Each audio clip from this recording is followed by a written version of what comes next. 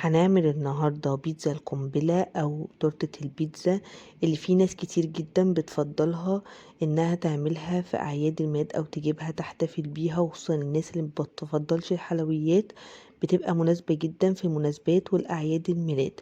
هقول لكم على طريقة عجينة البيتزا المظبوطة اللي إن شاء الله هتعتمدوها في كل طرق البيتزا بتاعتكم. أنا كنت عملت فيديو للبيتزا قبل كده، هسيبه لكم في صندوق الوصف. بس قبل ما ابتدي الفيديو، لو اول مرة تشوفوني، انا اسمي بسنت الالفي. ياريت تعملوا لايك وشير للفيديو عشان يوصل لاكبر عدد من الناس، واللي لسه ما اشتركش في القناة يدخل يشترك ويعمل لي متابعة على الفيسبوك. ويلا بينا نبتدي المقادير. هنجهز معانا 5 كوبايات من دقيق متعدد الاستعمالات، 4 معالق ممسوحة من الخميرة الفورية، نص معلقة من الملح، 4 معالق ممسوحة من السكر، كوبايتين من المية. هنجيب بقى بولة نفضي فيها الدقيق، السكر، الخميرة، الملح، ونقلب كل مكونات الجافة دي مع بعض كويس جدا. ومعيار المعلقة اللي استخدمتها هي معلقة الشاي الصغيرة. هنجيب كوبايتين المية، بس لازم تكون المية دافية عشان نعجن بيها. احنا مش بنعجن غير بمية بس، مش بنجيب زبادي ولا لبن ولا اي حاجة. ودي اصح عجينة للبيتزا اللي بتطلع عجينة البيتزا هايلة جدا جدا جدا. بنعجن العجينة بتاعتنا كويس جدا. لازم نعرف ان اي عجين بنعجنه لازم بياخد منك فترة عجن لمدة 10 دقايق على الاقل عشان العجينة تطلع ناجحة معاكي. بضيف عليهم معلقتين كده من الزيت، وبفضل اعجن شوية لغاية ما العجينة بتاعتي تتلم، والعجينة بتاعتي بتبقى ملمسها يعني ملزق نسبيا كده كده. العجينة مظبوطة، ما تضيفوش دقيق ولا اي حاجة، العجينة كده بتاعتنا مظبوطة. هنبتدي بقى نكور العجينة بتاعتنا ونحطها كده في البولة بتاعتنا، ونغطيها بكيس او بستريتش، ونسيب العجينة بتاعتنا تخمر. وطبعا العجينة بتاعتي عشان تخمر كويس لازم تتحط في مكان دافي، يعني لو الجو برد بنغطيها ببطانية كده عشان تساعد على ان العجينة بتاعتي تختمر، لكن لو الجو حر هتخمر بسهولة جدا، مش تاخد منك وقت. نسيب بقى العجينة بتاعتنا تخمر ونبتدي نجهز صلصة البيتزا. معانا حوالي 8 طماطمات متوسطين او صغيرين كده شوية. احنا محتاجين نهرس الطماطم دي، ما نزودش عليها اي مية، نهرسها بالهاند بلندر او بالخلاط، ما نزودش عليها مية. انا محتاجة تكون معجون الطماطم بتاعتي تقيلة، ما يزيدش عليها اي مية ولا اي حاجة. هجيب بقى اي حلة على النار وهحط عليها معلقة من الزيت، واضيف عليها معلقة كبيرة من الثوم، وافضل اشوح بقى التومة بتاعتي كده في الزيت لغاية ما لونها يحمر كده ويبقى لونها ذهبي فاتح.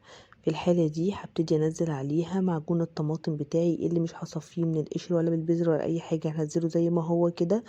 وبعدين هبتدي اضيف التوابل بتاعتي، ملح، بابريكا، فلفل اسمر، توم باودر، واسيب الطماطم بتاعتي لغايه ما تتسبك، واضيف عليها كمان معلقه من الصلصه عشان تدي اللون بتاعي الاحمر قوي، يعني خصوصا لو الطماطم بتاعتنا مش حمرا بنضيف مش حمرا قوي، يعني بنضيف معلقه من الصلصه عشان تساعد على حمار الطماطم، واسيبها لغايه ما تتسبك خالص.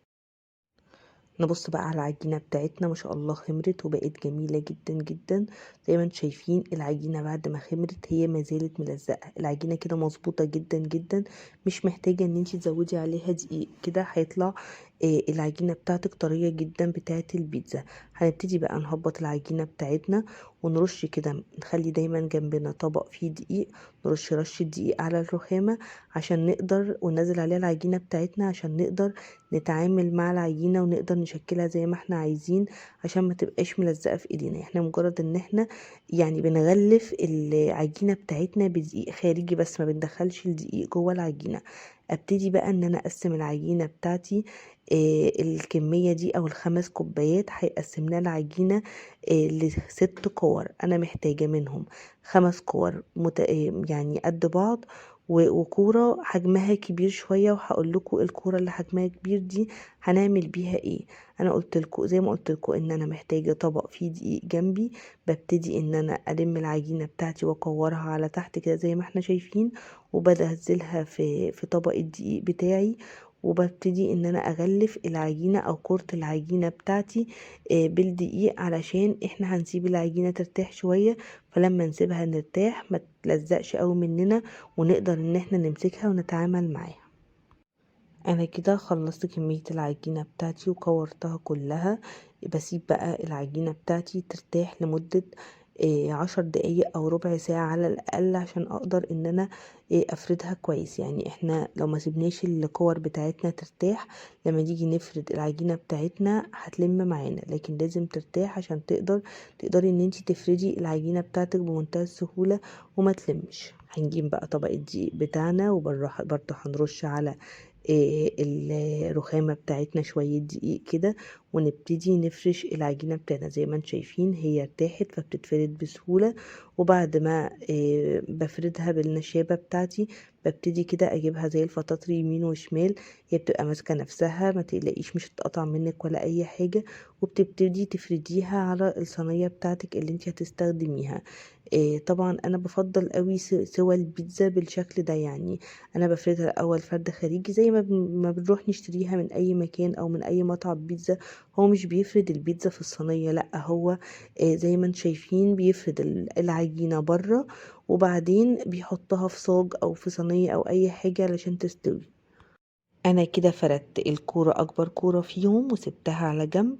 وفردت كمان 3 كور من العجينه اللي هما المتساويين. جهز بقى حشو البيتزا، اي حاجة عندك في التلاجة حطيها، مش شرط المكونات اللي انا هستخدمها. كل واحد بيحط على البيتزا كل المكونات اللي هو بيحبها. طبعا الصلصة بتاعتي جهزت، ببتدي بقى ان انا اجيب البيتزا بتاعتي وافرد عليها الصلصة كويس جدا جدا. بحط كمية صلصة حلوة كده عشان تدي طعم حلو، لان اساس البيتزا طبعا الصلصة بتاعتها لو طعمها حلو بتخلي طعمها جنان. بحط بقى الزيتون واللانشون والبسطرمة والجبنة الموتزاريلا وفلفل أخضر، فلفل ألوان. حطي فيها اللي موجود عندك في التلاجة، مش شرط اللي أنا بقوله. في ناس بتحبها بالفراخ، في ناس بتحبها بالجبن، بس في ناس بتحبها باللحمة. في لو انتي طبعا احنا هنعمل البيتزا بتاعتنا أو تورتة البيتزا طبقات.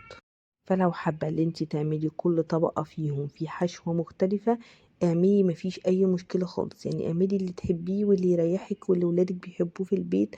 اهم حاجة ان البيتزا تطلع من ايدك عجينتها مظبوطة وجميلة وطرية، بتشد زي المطعم،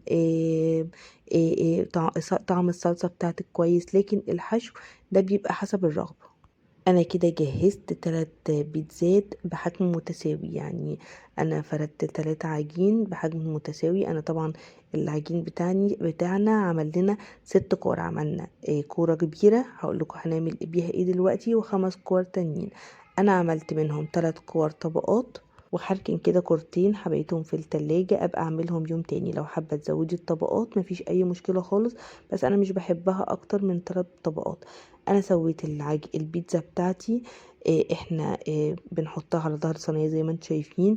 تسوية البيتزا بيبقى بنحطها على صاج الفرن من تحت خالص، عشان احنا محتاجين البيتزا بتاعتنا في الاول تاخد لون، وبعدين بنشغل الشواية. نحاول بقدر الامكان ان احنا يكون الفرن بتاعنا حامي وسخن قبل ما ندخل البيتزا، عشان البيتزا بتاعتنا ما تنشفش، وفي نفس الوقت نكون دايما متابعينها عشان ما تتحرقش. انا بقى بجيب الطبقه الاولانيه بحطها كده في الاول، وبحط ما بينهم بسطرمه ولا اي حاجه، وبعدين بزود طبقتين البيتزا التانيين. ولو حابين نحط اي حشوه في النص ما بين الطبقات مش مشكله. يعني زي ما انتي حابه تستخدمي حطي. هنجيب بقى طبقة العجينة اللي هي كانت أكبر كورة فيهم، وفردناها لوحدها وركناها كده على جنب.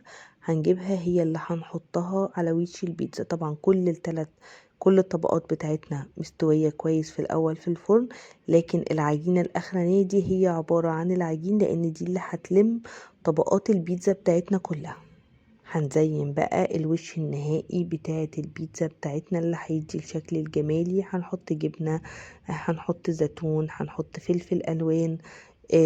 يعني حاولي بقى بقدر الإمكان تفنني كده في تزيين البيتزا من فوق علشان تطلع شكلها حلو، لأن زي ما احنا قلنا لكم دي عبارة عن تورتة. يعني كأنك بتزيني بقى تورتة من فوق. شوفي انتي حابة تزينيها بالشكل عامل ازاي، بحيث ان يكون شكلها جميل وشيك، ويعني يبقى شكلها حلو كده في الآخر. بعد ما بخلص بقى تزيين البيتزا ببتدي احطها تاني في الفرن السخن. بحطها الاول من تحت. يعني اهم حاجة ان العجين اللي في الجناب ده يعني يستوي. يعني اهم حاجة من سخونية الفرن، والفرن طبعا بيبقى حامي، فهيساعد جدا على تسوية العجين بتاعنا. وبعد ما نحس ان العجين بتاعنا بقى احمر كده من الجناب، هنبتدي نشغل عليها الشواية عشان تحمر من فوق. ده بقى الشكل النهائي بتاع تورتة البيتزا بتاعتنا. زي ما انتم شايفين شكلها شهي جدا جدا. عايزة اقول لكم انها يعني تورتة البيتزا دي ممكن تكفي 4 افراد يعني ياكلوا منها ويشبعوا. يعني ان هي طبعا تعتبر 3 طبقات بيتزا، وبنحط طبقة العجين الاخيرة، فبتبقى 4 طبقات، فهي عبارة عن 4 بيتزات تقريبا. اتمنى ان انتوا تجربوها، وان شاء الله تعجبكم، هتعجب اولادكم جدا جدا، وهيطلبوها منكم على طول، وهتحبوا ان انتوا تعملوها في المناسبات. مستنية تجربتكم، وتقولوا لي في التعليقات اذا كانت ظبطت معاكم ولا لا. ولو عجبكم الفيديو ياريت تعملوا لايك وشير. هستناكم تشتركوا في القناة. اقابلكم الفيديو الجاي بوصفة جديدة ان شاء الله.